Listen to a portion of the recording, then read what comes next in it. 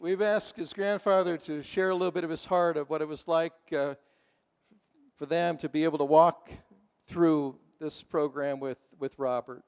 God bless you, my brother. Thank you. Now, my grandson, Robbie, has always been a pistol, somebody that everybody liked and everybody had a good time with him. And anybody when they wanted to do something, it was going to be with Robbie. Just to let you know that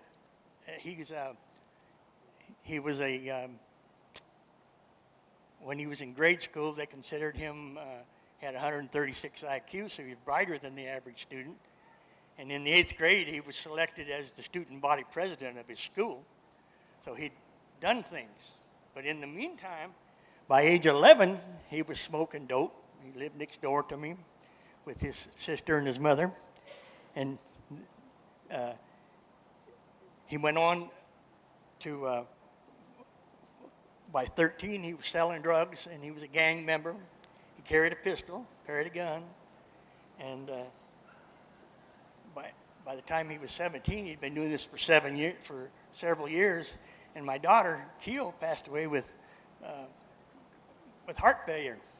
And here was Robbie at 17, the mother who had kept him out of a lot of trouble that he would have been into, had taken and it was no longer there for him, so then it got worse. And he married his high school sweetheart, Lindsay. She was a beautiful girl.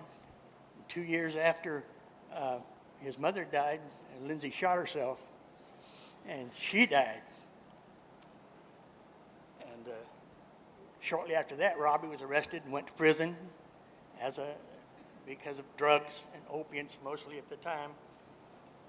And when he got out, he was still using opiates, and he moved on to prescription drugs that he got from a crooked MD, and then moved into heroin. And he was living with his sister, sitting right over here, Glory. And on an occasion, there was a home break-in. Somebody threw a chair through the window and broke into their home. And they seen Robbie there, and they ran off. He chased them. He caught the guy, caught one of them at the time he pulled a gun on him. And before he could shoot Robbie caught the gun with his hand. He shot him through the hand. And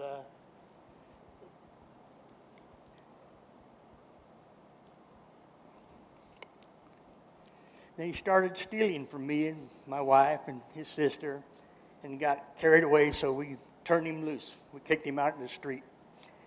And it wasn't a short time after that he was arrested and went back to prison. Now, if any of you are living around Tucson, you know the area below Broadway and Country Club, there's those multi-million-dollar homes. Robbie's been in 80% of them. So he was bad. He was stealing bicycles. He was doing things. So in his second trip to prison, he was a bad guy. Now, we didn't know what to do. We wanted to help him the best we could. And his sister contacted a nursing friend who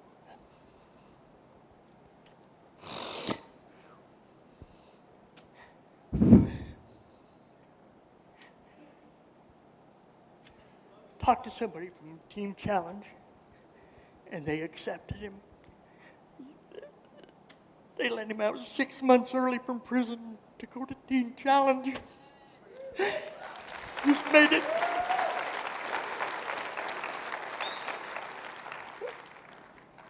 We love him and we're proud of him. And I want to thank David and Phil and his friends, Travis, the guys that all befriended him, Tom and Wyatt, Travis and Josh.